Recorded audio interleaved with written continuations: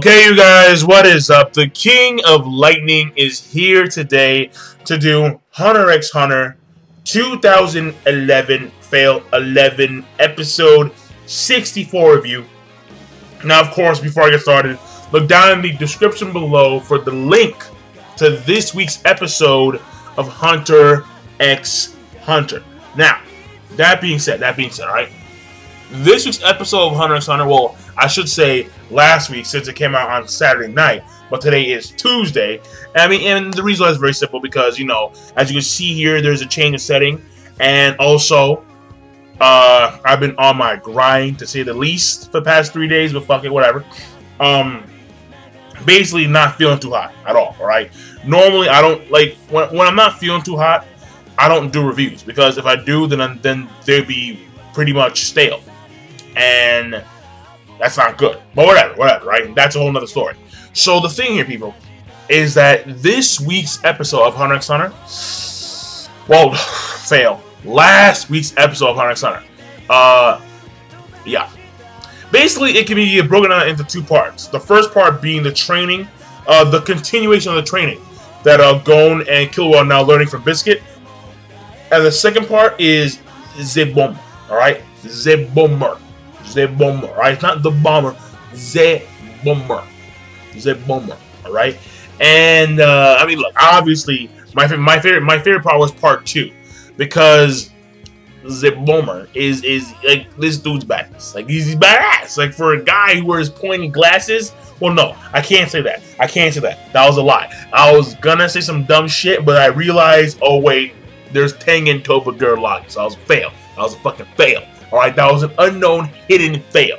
So, doesn't matter. But the thing here is that, like, he's just awesome. Like one of the guys who came behind him and shit, who was trying to, like, I guess choke him out or, like, you know, grab him and fail. The guy just turned around, boom. And I was like, oh, this motherfucker. And then you could just tell, like, this guy, while he's speaking about the bomb and his plan and how he wants the cards and all this shit in a very calm and fluid manner, the guy behind him, Jasper, he's just holding his mouth and shit, and you could just tell that he just blew off like his jaw. Like you could tell he blew off his fucking jaw. It was like, yeah, that was nice. But basically, actually, no, yeah, fuck it. Since I'm already talking about part 2, fuck it, let's talk about part 2. The whole thing here with the bomber, right? Let me explain, right?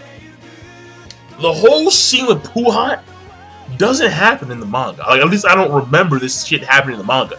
But it was nice. Like, it was a really nice touch to the entire thing.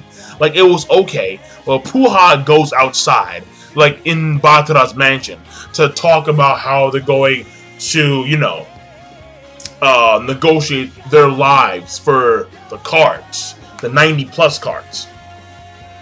And then Puhat, he's explaining how they want Angel's breath so they can revive Jasper. And then they're explaining about how, okay, well, I can convince them. And then the bomber, he's like, you?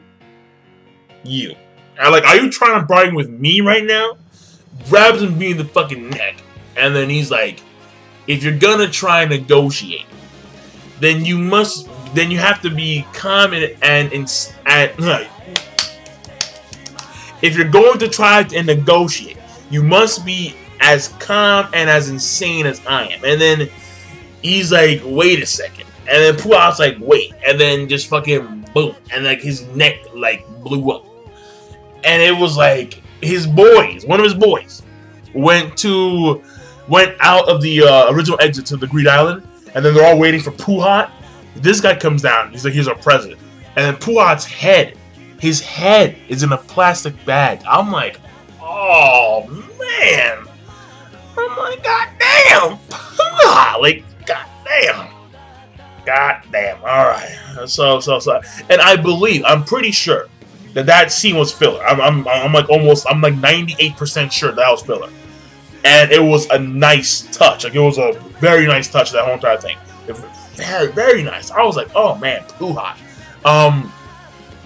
But, I mean, yeah, that was pretty much the bomber stuff in a nutshell. In a brief nutshell. I mean, the thing about his powers is that throughout the course of the entire, apparently throughout the course of this of their time together, he's been placing bombs on all the members, but they've been invisible.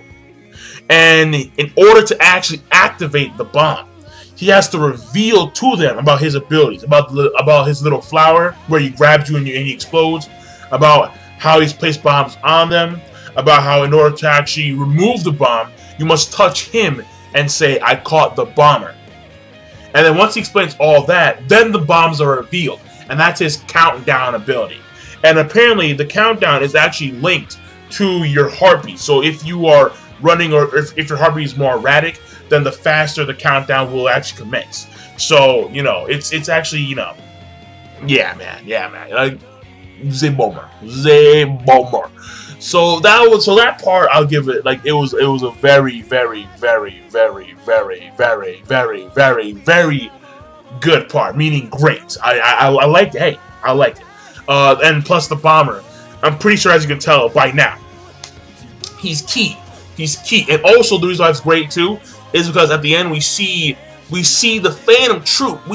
We see Sphinx, Phaeton, Kurotopi, Shalnark, Franklin. I don't think we saw Machi, but we all see them ride on this boat. Sphinx is like, yeah, here we go. And then we see Greed Island. It's like, oh, invasion time, like it's War of the Worlds. Like, fuck it, like we're gonna go in. So that was all, yeah, that was great.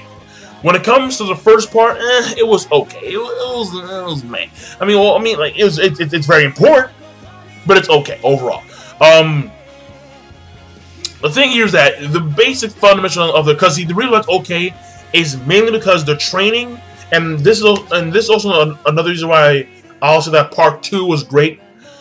Part 2 was also well paced. Part 1 not so much, because part 1 is like the training is like fuck it, like let's just go. Speed blitz is like they're just blazing across when it comes to the training. Like, they already dug through, like, multiple holes. They already, at the beginning of the episode, they already dug through multiple holes, already reached Mount Sodora.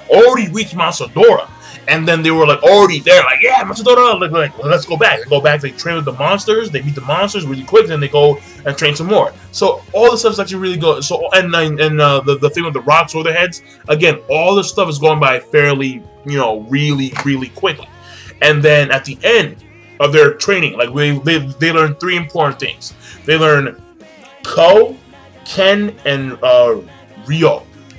And the thing here is that Ken is what Ko is what Gon was doing with his rock, with his fist, where he was taking his fist and he was taking all his Nen and he was like merging that down. Well, he was taking all of his Nen and he was like, you know, forcing it in his fist. That's called Ko.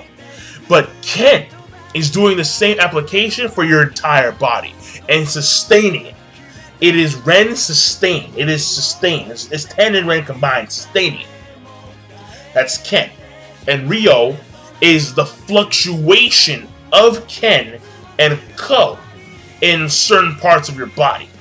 Like, they shift over most of their aura to their fists, but maintain some of the aura in their bodies. Or they maintain most of the aura in their legs, while some it goes up into like their, you know, like to their head. You know, like it's the fluctuation of the Nen around your body to make it stronger and weaker in certain parts of your body, depending on the attacks that are coming at you. So, and that's Ryo. And then so we have basically explaining all this explaining the system of the Nen.